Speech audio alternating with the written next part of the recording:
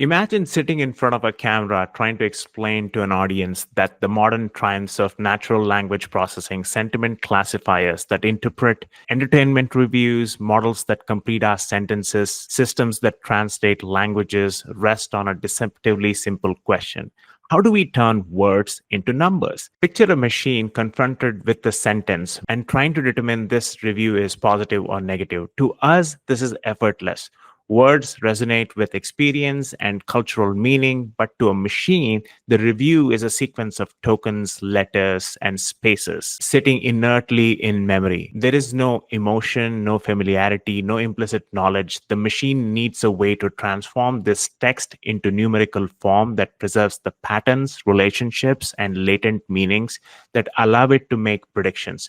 This is the starting puzzle that launched the last decade of breakthroughs in NLP, a puzzle that first seems trivial but quickly expands into a massive intellectual enterprise. How do we design models that can learn to predict the next word in a sentence or fill in a missing one entirely from the patterns of language itself? How do we use these models, once trained, to solve rich and varied tasks like sentiment classification, machine translation, question answering, or named entity recognition? The story begins with the simplest idea of representing words, progresses to distributed embeddings like word to vec, moves into contextual models like recurrent neural networks, and ultimately arrives at transformers, which reinvented the way models interpret language.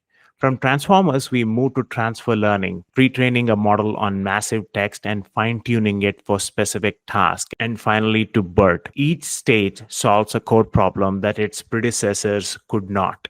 Static embeddings cannot adapt to context. Recurrent neural networks cannot handle long dependencies or parallelize efficiently. And transformers need strategies to reuse their monumental linguistic knowledge across tasks. The climax is the realization that by teaching a transformer everything it can possibly absorb about language from billions of words, we can adapt this single model to virtually any downstream task with astonishing efficiency. But before we can celebrate the era of universal transformers, we must understand the obstacles that led there. We must appreciate how difficult it is to turn words into numbers, how naive early representations were, how limited sequential models became, and how transformative the leap to attention based architectures truly was.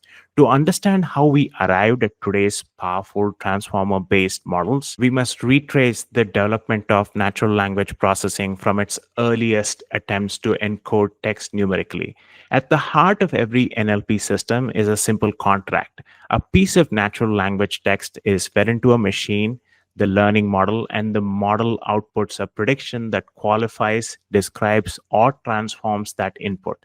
This output might be a discrete label, such as positive or negative, a real number representing a score, a structured label sequence applied to each token, or even an entirely new piece of text. Yet, regardless of the task, everything begins with the same essential question: how do we represent human language in a form that a mathematical model can manipulate? A naive approach begins by treating each word in the vocabulary as a unique independent token. One might collect all unique words from a training corpus and construct a dictionary sorted alphabetically. The word aardvark might be first, and king and queen somewhere deeper in the list. Then each word is mapped to a number, its index in the dictionary. Unfortunately, simply assigning numbers to words has little value because large integers do not capture any meaningful structure. There is no inherent relation between the numbers representing king and queen, nor between words like river and bank. These numerical IDs are arbitrary labels, not representations. To address this, NLP adopted one-hot encoding. Here, if the vocabulary has size v, each word is represented by a vector of length v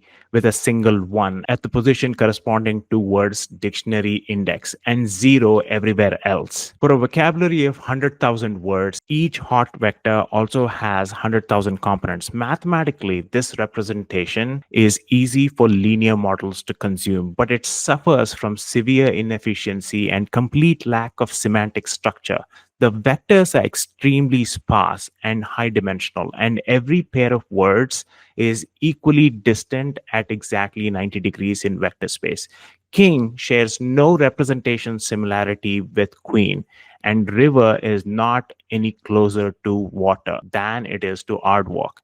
The model must learn all relationships from scratch. The field soon moved towards continuous vector embeddings, also known as distributional representations. Instead of representing each word as a sparse, high dimensional hot vector, we allow words to occupy dense positions in a low dimensional, real valued space. Each word receives a vector of, say, 100 or 300 dimensions. In this space, words like king and queen may lie near each other while unrelated words sit further apart. Importantly, these embeddings can capture meaningful linear relationships. Dimensions might encode gender or part of the speech, or even if these axes were not manually specified. For example, the distance between king and queen along a gender dimension might mirror the distance between man and woman. While the nouns cluster along a part of speech dimension, these relationships are not programmed. They emerge from data.